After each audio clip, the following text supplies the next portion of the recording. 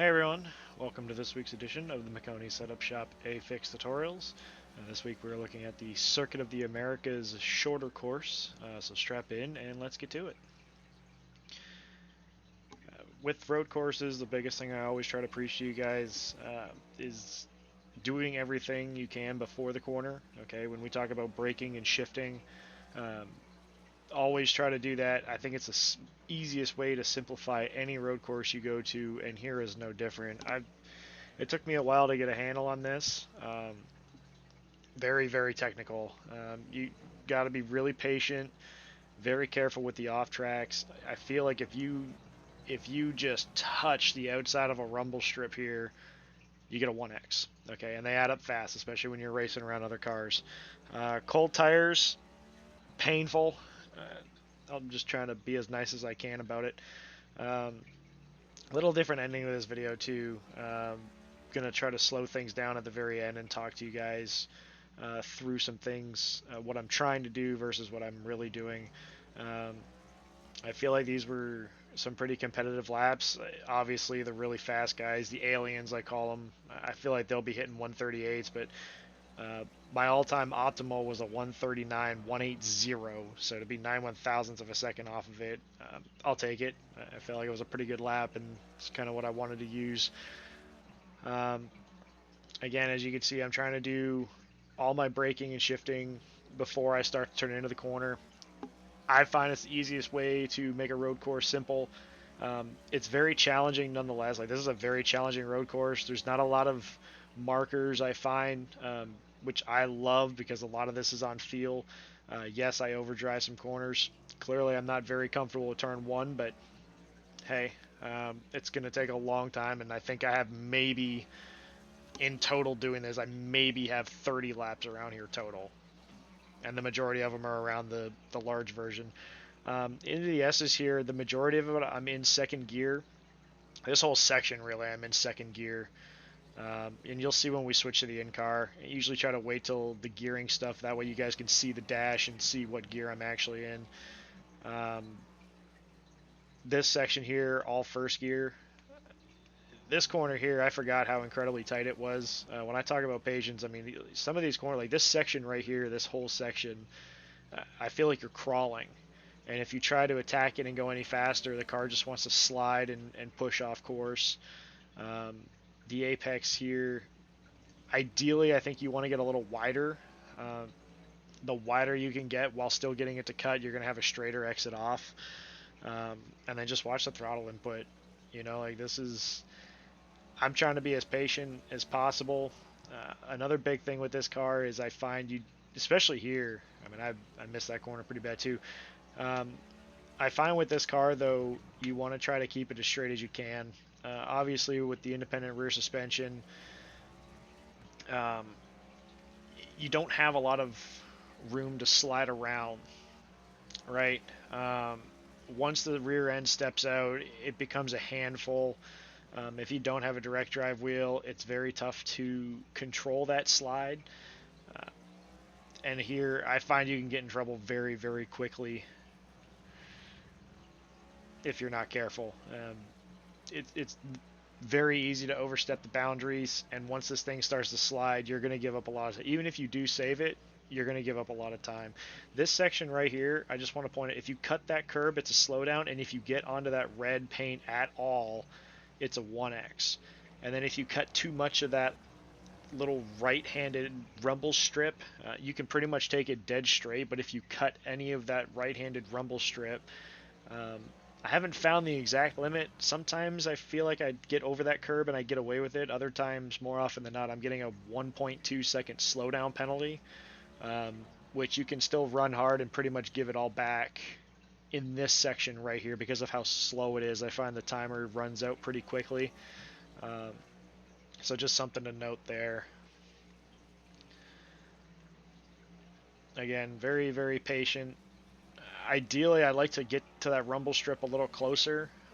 I don't know how, and I don't know if I do get closer, if it's going to gain me speed or if it's going to lose speed because I have so much wheel in it and I'm going slower to get to that rumble strip. In a perfect world, I think I'd want to be on that rumble strip. I'm just not 100% sure if that's the actual way to go. Now, again, we're going to slow that lap down and talk in detail afterwards, but I'll do the in-car first, and then we're going to switch back and finish off the video here. But this is the silent lap in the in-car.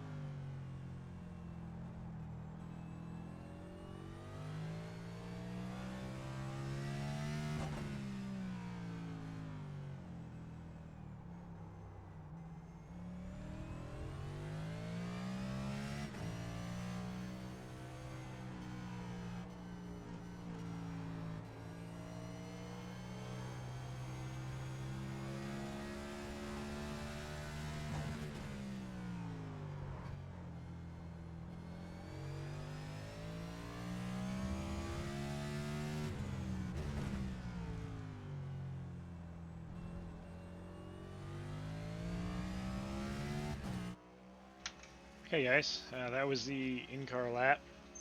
That way you guys can see what I'm doing with my gears and shifting points.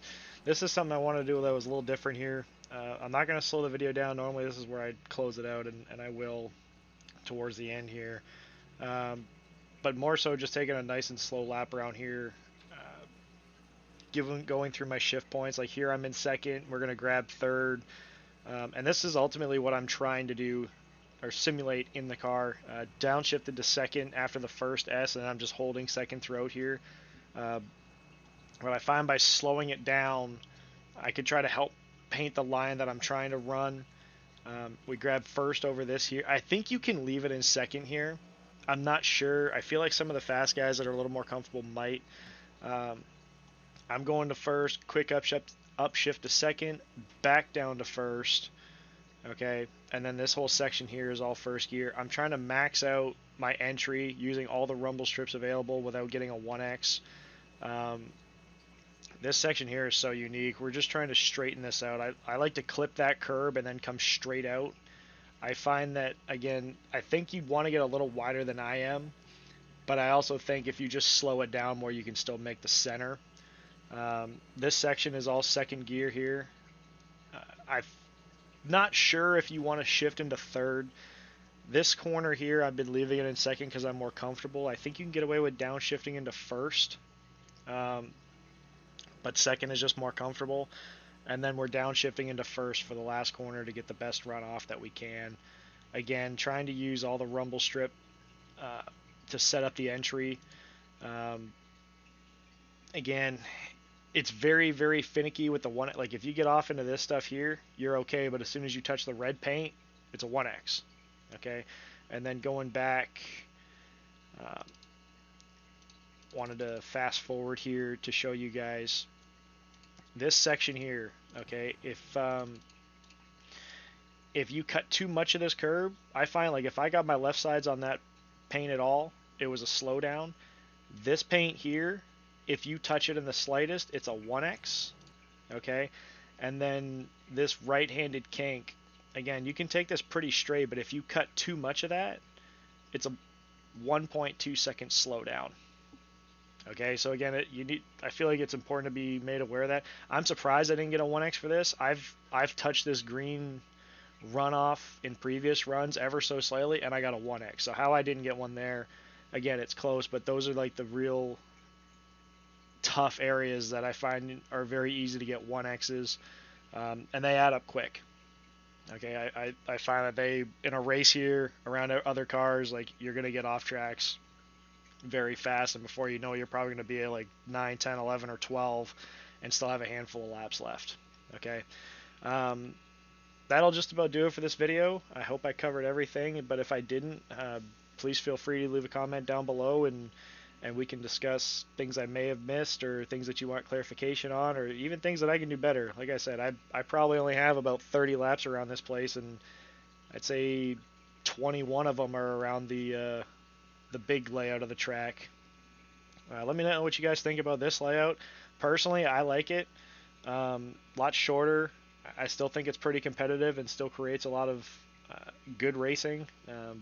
But I'm curious to hear what you guys have to say. I think it'll be a pretty fun week, honestly.